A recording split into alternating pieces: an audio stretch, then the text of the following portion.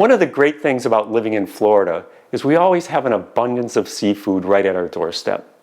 Today we're going to give you 4 can't-miss seafood and wine pairings.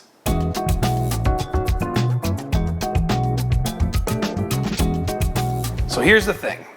Seafood can be paired with a myriad of different wines. Wine and seafood pairing is nothing you should be afraid of. It's really simple. Most seafood screams for a wine that has acidity. A lot of times what you're actually pairing is what you're cooking the seafood in or with rather than the seafood itself. This opens up a ton of doors and possibilities for wine and seafood pairings. The first seafood we're going to talk about today is sauteed shrimp.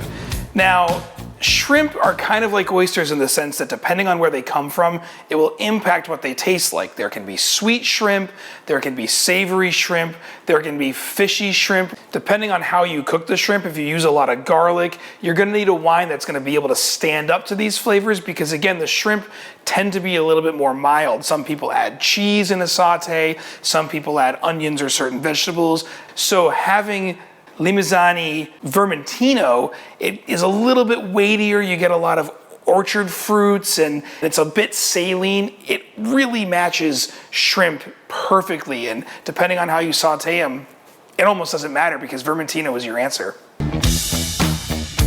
I love buttery garlic steamed clams with some crusty bread dipping into it. What do? When you have butter in a dish, you really need that acidity. I love to use champagne as a food pairing when I have a buttery dish because not only do you have great acidity, but you have that palate cleansing effervescence from the champagne. Hatton Brutnon Vintage Champagne is an absolute perfect pairing for those buttery clams and baguette.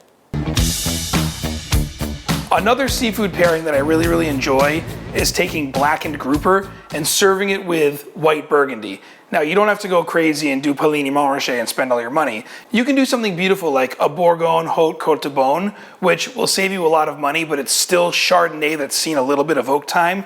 So it's a larger white wine. And I say this because grouper ultimately is light and flaky and easy, but once you add the blackening to it, that flavor is going to be the dominant flavor characteristic that you need to pair your wine with. So you need something heavy enough and weighty enough to withstand these flavors. That's why I love white Burgundy.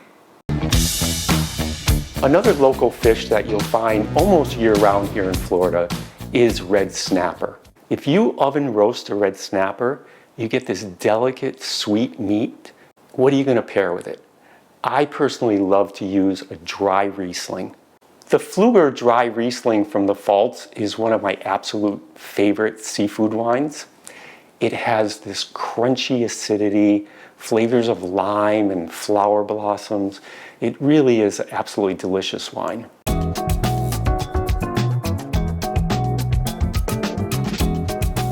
Obviously, we didn't mention all the seafood because that would take forever. So what's a good general wine for seafood pairing?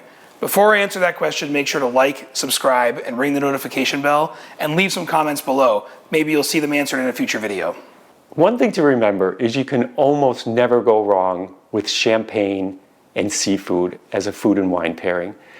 The high acidity, the palate cleansing effervescence you get from a good glass of champagne is really hard to beat.